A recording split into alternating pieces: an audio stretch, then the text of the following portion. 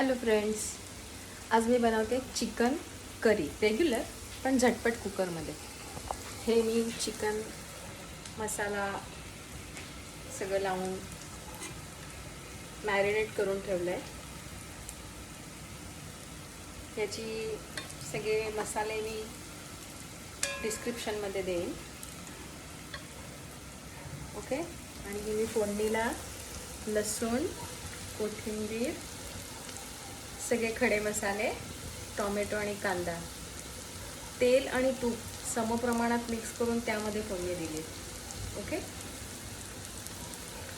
त्यानंतर आता हा कांदा चांगला परतला की मी गॅस मंद करणार आहे, परतून घेणार आहे आणि याच्यामध्ये हळूहळू मी हे चिकन जे मॅरिनेट केले ते याच्यामध्ये सोडणार आहे. आणि याच्यामध्ये ना थोडं कोमट पाणी टाकायचं, गरम नाही, कोमट, म्हणजे जरा चिकन पटकन शिजतं आणि 2 शिट्यांमध्येच एकदम छान लुसलुशीत शिजतं, फास्टेस्ट वे.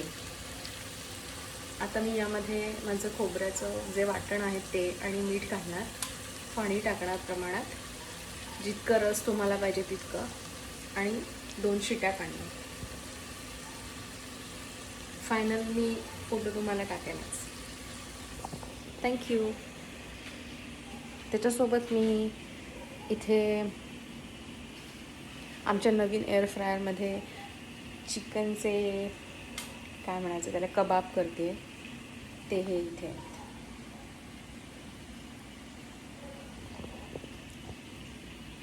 लवकरच मी तुम्हाला फायनल फोटोज और व्हिडिओज अपलोड करते.